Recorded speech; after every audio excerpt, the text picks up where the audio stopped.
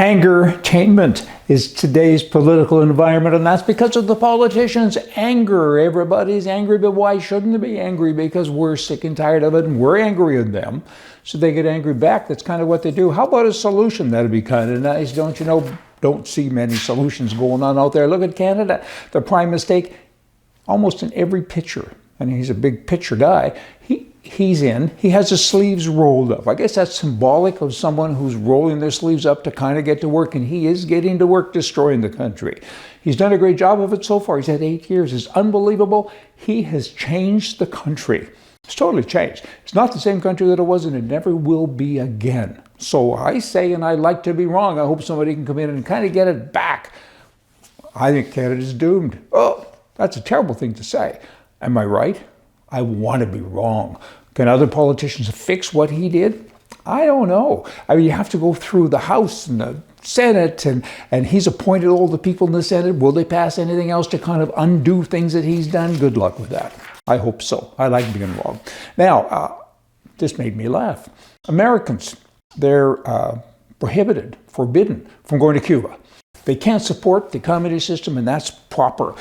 If you go there and spend money on hotels and meals and other things like that, the people don't benefit. I guess they have a job, of course, but they don't really benefit. The government benefits, the people in the government benefit, the guys with the big houses, the haciendas and all of that stuff. You shouldn't support the communist system. I mean, leave it alone and it'll get better. People power, but not when you're constantly kind of giving it that drug, I guess. You're keeping everybody in the zombie state. Sometimes you all need to get sick or get better. Canada, the prime mistake, they send kids there on field trips. Okay, you got it? Communism, boy, oh boy. And then you swing over to New York City, a lot of left-wingism going on there as well, right? We've talked about immigration in the past, but today I want to talk about people dying. Fentanyl has been responsible for almost 3,000 deaths in New York City last year. Now that's double what it has been in previous years because of these ridiculous laws with regards to bail. Hey, you're a bad guy, you've done a bad thing, you know, we'll let you go now. Sometimes I guess you should even sign something, but you all can leave, or go out and have fun and sell more drugs, kill more people. That's not very nice. You know, mass illegal immigration. Nobody seems to be able to fix that. I mean, it's pretty simple stuff. I mean, you got a border and you just and you stop it. But if you want a really nice way, like I was thinking about all these liberal, sissy people, you know, they got to hug trees and different things, and they need something that's calmer and more relaxed. So I created this thing just for them.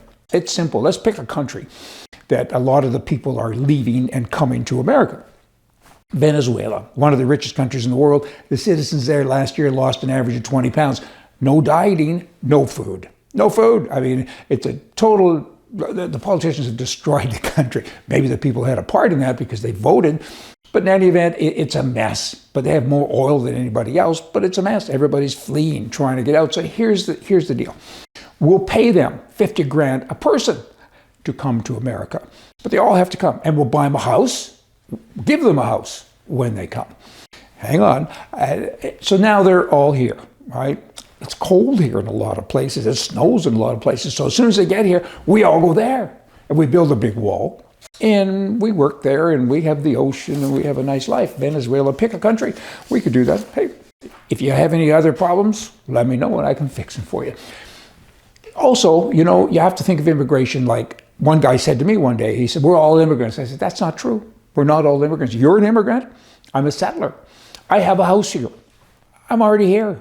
You just came and you're in my house, you're my guest, but you speak a different language, you're cooking different food, you're acting up a little bit, we vote differently, and you go out every night and you live it up, but it's my money.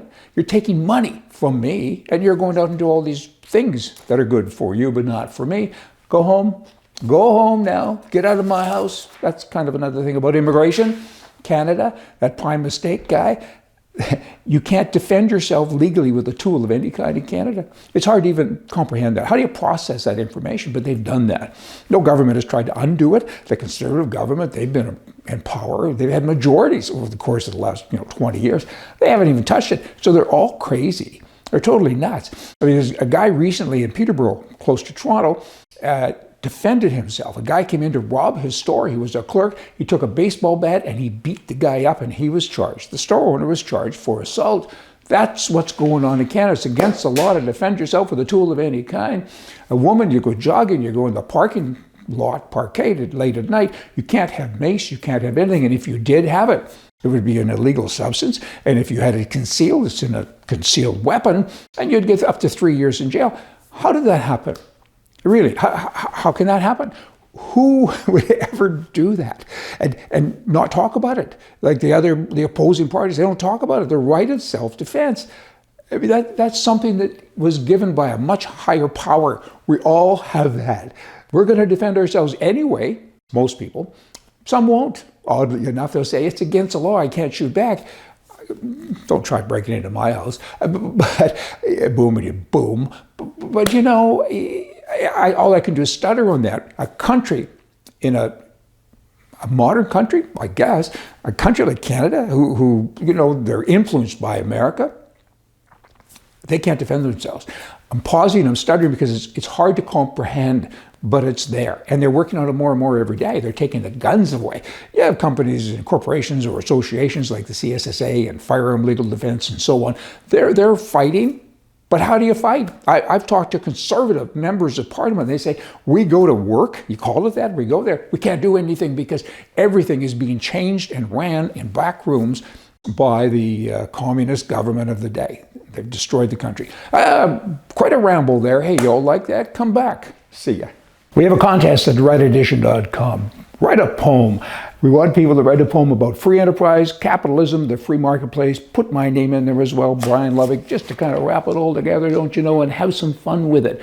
I'm not a poet, you might say. Let me read this to you. The work of a poet is essentially one of communication to express ideas in a poem. A poem can be an add-on to provide more exposure to a topic. Freedom needs to be said in as many ways as possible. Join the fun, craft a message. We got great prizes for you as well. The first prize is 100 ounces of silver, raw silver bar. It's kind of cool. I use one in my car when I'm driving.